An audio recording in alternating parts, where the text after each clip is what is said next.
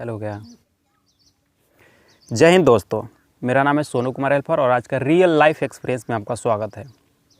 मैं एक चीज़ सोच रहा था जब सुबह भोर में उठा और रनिंग के लिए आने वाला था, तो मैं एक चीज़ सोच रहा था कि मेरे एज के लोग आज एक अच्छे लेवल पे पहुंच चुके हैं, जैसे लाखों करोड़ों में खेल रहे हैं, और मैं अभी कितना तो लाख 1.5 लाख का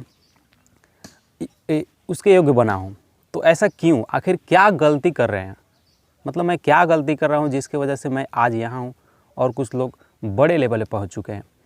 तो मुझे एक चीज़ समझ में आया कि कुछ चीज़ों को हमें छोड़ना होगा, कुछ चीज़ों को पकड़ना होगा। यानी कि वैसी चीज़ों को हमें छोड़ना होगा जो हमारे लक्ष्य के दायरे में नहीं आता है। यानी कि मैं क्या करता हूँ, बहुत सारे एक्सरसाइज करता हूँ, तो उसमें से मुझे उस चीज़ों को छोड़ना होगा जो मेरे काम के योग्य नहीं है। यानी कि मुझे अगर वर्ल्ड रिकॉर्ड बनाना है तो मुझे उससे संबंधित, उससे रिलेटेड सिर्फ प्रैक्टिस को करना होगा और सारे एक्सरसाइज को त्याग देना होगा। पहला चीज़ मुझे समझ में आया, ठीक है। दूसरा चीज़ कि हमें आगे बढ़ने के लिए कौन कौन सी चीज़ हेल्प कर रही है उस क्षेत्र में, यानी कि उस लक्ष्य के संबंधित, तो उन चीज़ों को ही सिर्फ हमें तय करना होगा, ठीक है।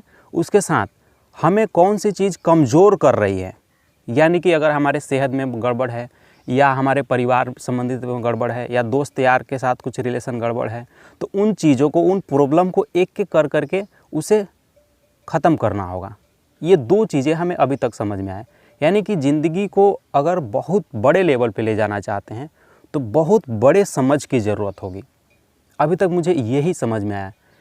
और एक चीज़ क्या, हमें एक एक लक्षण को नहीं ख़त्म करना है। यानी कि अगर इस उंगली में प्रॉब्लम है, इसमें कुछ अलग प्रॉब्लम है, इसमें कुछ अलग प्रॉब्लम है, इसमें कुछ अलग प्रॉब्लम है और इसमें कुछ अलग प्रॉब्लम है, तो हमें समझना होगा कि इन सारे प्रॉब्लमों का आखिर एक कारण क्या है।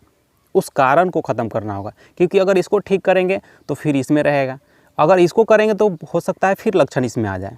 बट अगर हम इस सारे लक्षण के कारण को समझ जाएं कि इसका कारण क्या है, अगर इसको ख़त्म कर दें तो ये सारे अपने आप ठीक हो जाएंगे।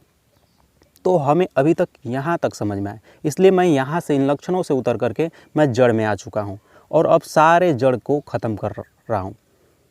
तो अभी ये समझ में आया, अब आगे एक एक करके मैं इसको डिफाइन करके आपको बताऊँगा। तो आज का एक्सपीरियंस बस इतना ही। आपको कैसा लगा ज़रूर कमेंट करके बताइएगा, और आप कुछ मुझे सुझाव देना चाहते हैं मेरी गलतियों को लेकर के, और कोई भी चीज़, या मैं आगे बढ़ रहा हूँ तो कई लोग मुझे देख करके मोटिवेट होकर के नई चीज़ें शुरू कर रहे हैं, तो वो भी मुझे प्रोत्साहित कर सकते हैं। तो इसी के साथ मैं अपने शब्दों को समाप्त करता हूँ। जय हिंद, जय भारत।